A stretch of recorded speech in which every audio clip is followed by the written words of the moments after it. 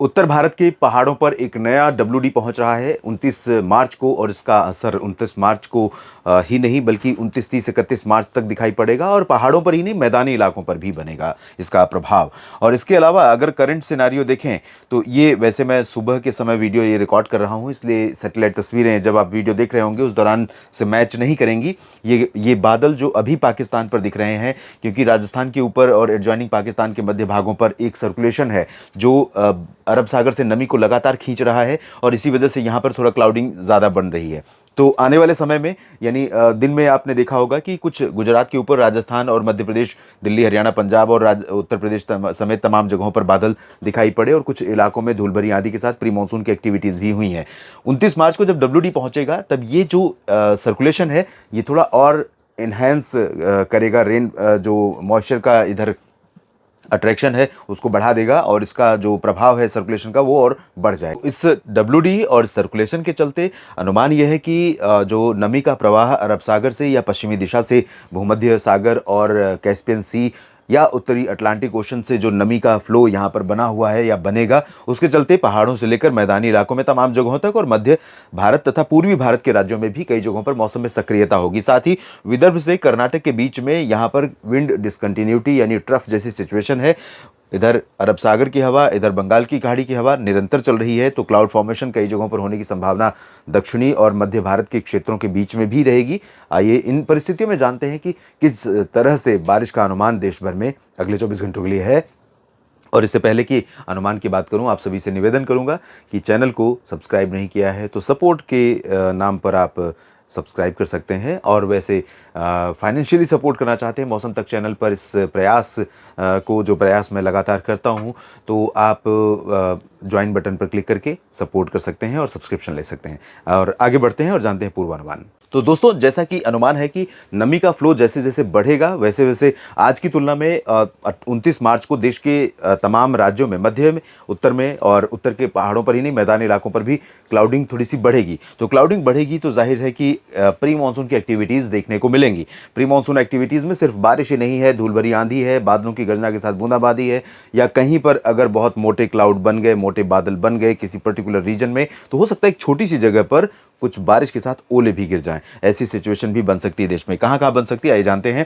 जम्मू कश्मीर में फिलहाल दायरा बारिश का अगले 24 घंटों में पूरे केंद्र शासित प्रदेश पर बढ़ जाएगा, और लद्दाख में भी बारिश का दायरा बढ़ेगा। गिलगित बाल्तिस्तान, मुजफ्फराबाद में इंटेंसिटी बारिश की बढ़ेगी। तो इन भागों में कई जगहों पर, और साथ ही हिमाचल तथा उत्तराखंड में भी आप देख सकते हैं कि जब डब्ल्यूडी पहुंचेगा उससे पहले ही नमी का फ्लो नीचे से बना हुआ है, तो जो नीचे से नमी जा रही है, जब डब्ल्यूडी आएगा उसके साथ सपोर्ट करके पर्वतीय क्षेत्रों में कई जगहों पर एक्टिविटी को एनहेंस कर देगी। और इसके चलते ही श्रीनगर, गुलमर्ग, काजीगुंड, पहलगाम, सोनमर्ग या जम्मू, कटरा, उधमपुर, रायसी समेत डोडा, रामबन, सभी जगहों पर मध्यम से तेज़ वर्षा या हिमपात होने की संभावना ऊंचे जगहों पर यहां पर बनेगी। और वही स्थिति हिमाचल प्रदेश में भी रहेगी। धर्मशाला, डलहौजी और इधर लाहौल स्पीति, कुल्लू मनाली में बर्फ़ पड़ सकती है। निचले इलाकों में ऊना और शिमला समेत जो निचले हिस्से हैं, और उत्तराखंड के भी निचले हिस्से हैं, देहरादून से लेकर मसूरी, नैनीताल, पंतनगर के बीच में, इन भागों में कई जगहों पर हल्की वर्षा हो सकती है, और यहीं पर ओलावृष्टि की संभावना भी रहेगी। इससे सटे हुए पंजाब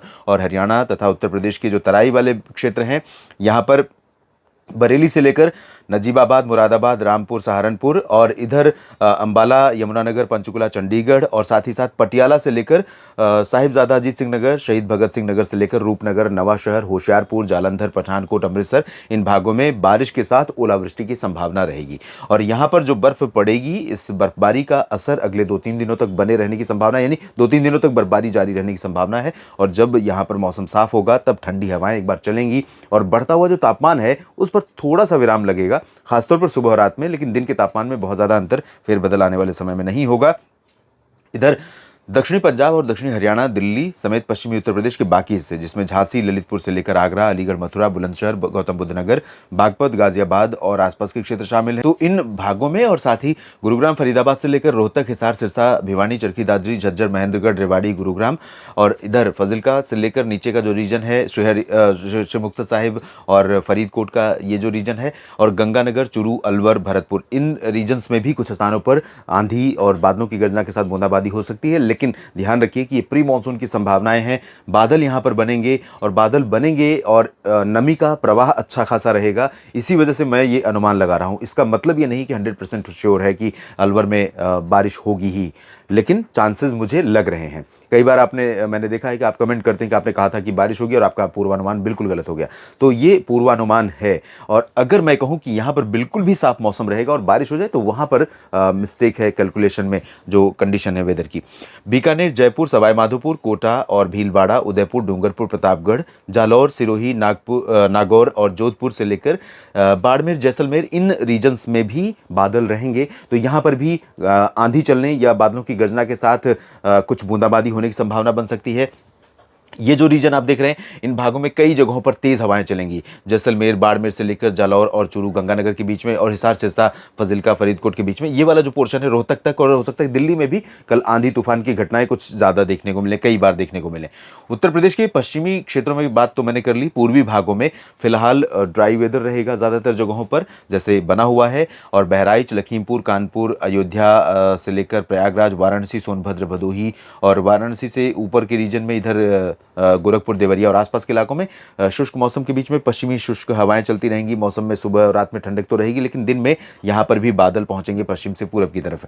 और मध्य भारत के क्षेत्रों में दोस्तों, यहाँ गुजरात के ऊपर कुछ क्लाउडिंग कच्छ और अहमदाबाद के ऊपर के हिस्सों में रहेगी। निचले रीजन में बिल्कुल भी साफ मौसम रहेगा, उमस रहेगी और गर्मी प्रचंड रहेगी। समय से पहले बहुत ज़्यादा टेम्परेचर होने के चलते यहाँ पर लोगों को परेशानी होगी।